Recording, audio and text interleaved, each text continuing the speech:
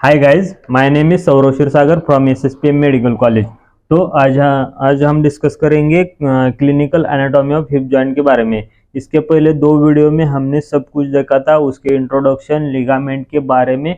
फिर हमने देखा था उसके जो रिलेशन होते हैं उसके बारे में, और फिर उसके बाद उसके मूवमेंट के बारे में पढ़ा था। तो आज के वीडियो में हम पढ़ेंगे इसकी क्लिनिकल एनाटॉमी के बारे में। तो सबसे पहला क्या है, कंजेनाइटल डिसलोकेशन। क्या बताया? Congenital dislocation.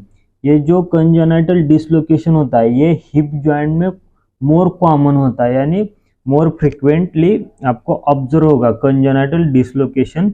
और फिर इसमें क्या होता है, ये जो एसिटाबुलम होती है, ये राइट हिप बोन है। तो ये राइट वाले हिप बोन में ये जो एसिटाबुलम की ये जो अपर वाली मार्जिन होती है ये डेवलप नहीं होती, यानी ये डिफिशिएंट होती है। तो ये जब ये डिफिशिएंट होगी तो ये जो फीमर होगा ये जब इसमें आर्टिकुलेट करेगा तो ये ऊपर की तरफ खिसकेगा। क्या बताया? ये जो मार्जिन होती है अपर वाली ये डेवलप नहीं होगी या डिफिशिएंट होगी। तब ये मार्जिन नहीं होगी तो ये जो हेड है ये ऊपर की तरफ स्लिप हो जाएगा। और इसमें जो लर्चिंग गेट और ट्रेंडलबर्ग टेस्ट क्या होती है, पॉजिटिव होती है। कौन सी? लर्चिंग गेट और ट्रेंडलबर्ग। ये दोनों टेस्ट क्या होते हैं मैंने डिटेल से बताया। जो ग्लूटियस मैक्सिमस की जो क्लिनिकल एनाटॉमी का वीडियो है ये मैंने एक्शन करके दिखाई है आपको। शायद ये राज और ओम ने 2 एक्शन किए हैं। तो अब हम अगली क्लिनिकल एनाटॉमी के बारे में पढ़ेंगे। पर्थेस डिसीज।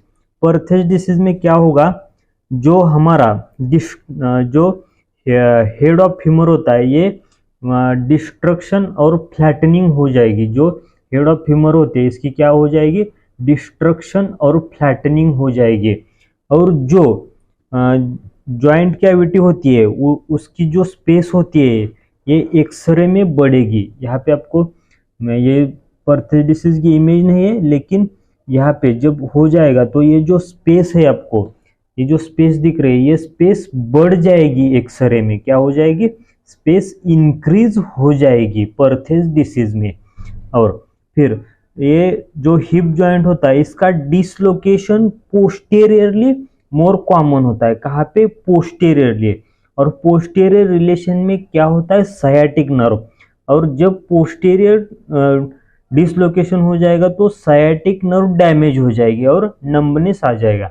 अब पोस्टेरियर में ही डिसलोकेशन क्यों होगा, तो मैंने लिगामेंट जो फाइब्रस कैप्सूल होता है वो लिगामेंट पढ़ाते वक्त ही बताया था कि ये लिगामेंट पोस्टेरियरली और इंफीरियरली, कैसे पोस्टेरियरली और इंफीरियरली थिन होती है और लूजली अटैच होती है, इसलिए पोस्टेरियर डिसलोकेशन कॉमन होता है।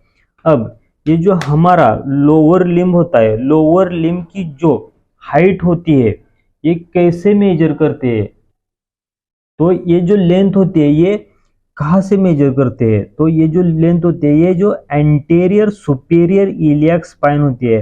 कहाँ से?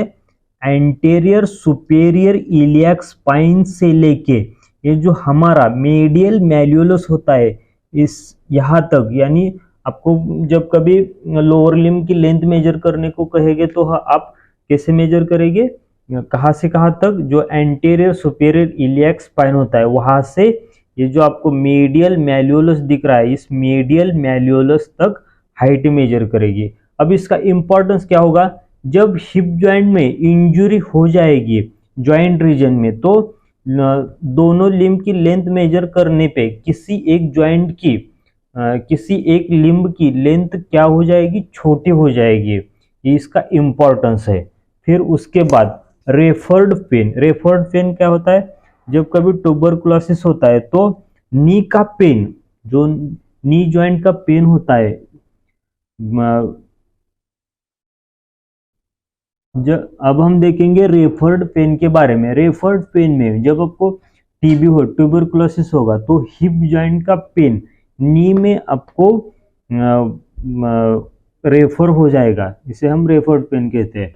और ये जो हिप जॉइंट होता है इसमें एज, आप पर्टिकुलर एज में होगे तो आपको पर्टिकुलर डिसीज होने की यानी हिप जॉइंट में एबनॉर्मलिटी होने के चांसेस ज़्यादा होते हैं।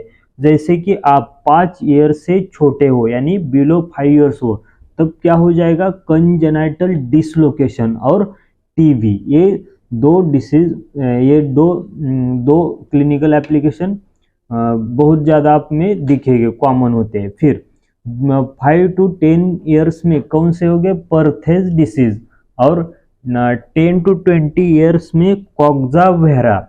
अब हम देखेंगे वो क्या होता है, कॉक्सा वेहरा, कॉक्सा वेल्गा, इसके बारे में पढ़ेंगे। तो यहाँ पे मैंने एक इमेज बनाई, आपको दिखा देता हूँ। ये जो नॉर्मल, ये जो फीमर की शाफ्ट होती है और ये जो नेक होती है, इसके बीच का एंगल, ये जो आपको नॉर्मल एंगल दिख रहा है, ये शाफ्ट और ये फीमर की नेक, इसके बीच का एंगल अडल्ट में 127 होता है, 127 नॉर्मल एंगल होता है। अगर चिल्ड्रन होगे तो चिल्ड्रन में 150 नॉर्मल एंगल होगा। कितना, 150। अगर ये एंगल किसी वजह से कम हो जाएगा, यानी नॉर्मल से कम हो जाएगा, पहले इतना है अब इतना हो गया, तो नॉर्मल एंगल से कम हुआ, इसलिए हम इसे क्या कहेंगे, कॉक्सा वेहरा। अगर किसी वजह से ये एंगल इतना है और ये बढ़ गया, ये आपको दिख रहा है, किसी वजह से बढ़ गया, तो उसे हम क्या कहेंगे, कॉक्सा वेल्गा। क्या कहेंगे, कॉक्सा वेल्गा कहेंगे। फिर उसके बाद जब आप एक्सरे देखेंगे, एक्सरे में ये जो शेंटन्स लाइन होती है, कौन सी, शेंटन्स लाइन, ये क्या होती है, ये ऑब्चुरेटर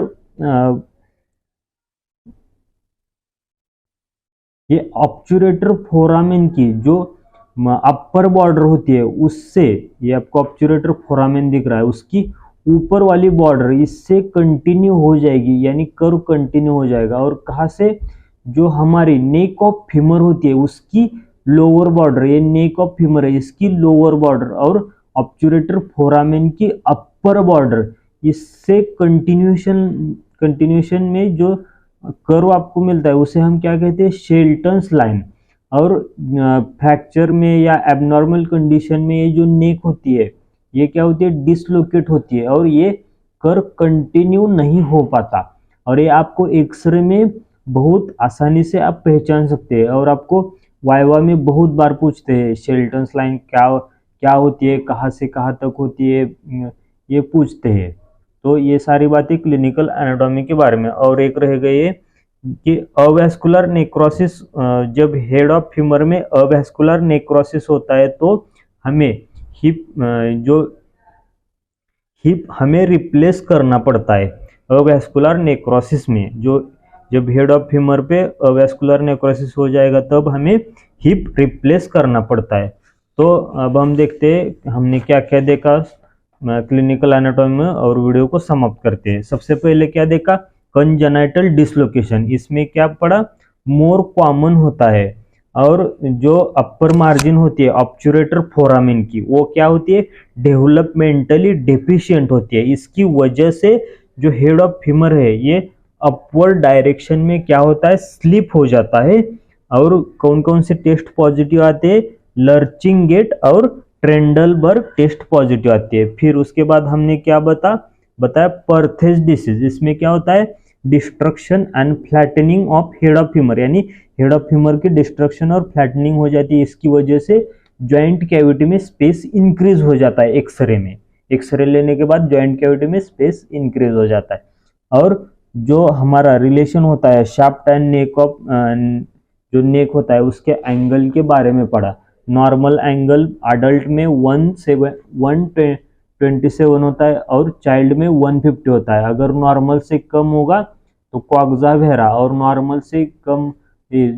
नॉर्मल से ज़्यादा होगा तो कॉक्सा वेल्गा होगा। फिर उसके बाद डिसलोकेशन कहाँ पे कॉमन होता है, पोस्टीरियर। क्यों होता है बताया, पोस्टीरियर में डिसलोकेशन कॉमन होता है और उसमें साइटिक नर्व डैमेज होने के चांसेस ज़्यादा होते हैं। और रेफर्ड पेन में जब हमें हिप जॉइंट में ट्यूबरकुलोसिस होगा तो उसका रेफर्ड पेन कहाँ पे आपको फील होगा, नी जॉइंट में। फिर अवेस्कुलर नेक्रोसिस, क्या बताया, जब हेड ऑफ ह्यूमर में अवेस्कुलर नेक्रोसिस होगा तब हमें हिप को रिप्लेस करना पड़ सकता है। फिर उसके बाद हमने सेंटेंस लाइन बताई। सेंटेंस लाइन में ये कैसी फॉर्म होती है, जो कर होता है कैसे फॉर्म होता है, upper border of obturator foramen, obturator foramen की अपर वाली बॉर्डर और जो फीमर की नेक होती है उसकी लोअर बॉर्डर से कर्व फॉर्म होता है, उसे सेंटेंस लाइन कहते हैं। और abnormal in fracture of neck और डिसलोकेशन, इसमें एबनॉर्मल होती है। तो इस वीडियो में इतना ही। अब हम आगे शायद नी जॉइंट या वेनर ड्रेनेज के बारे में पढ़ेंगे। तो वीडियो अच्छा लगा तो लाइक शेयर सब्सक्राइब जरूर कीजिए। Thank you.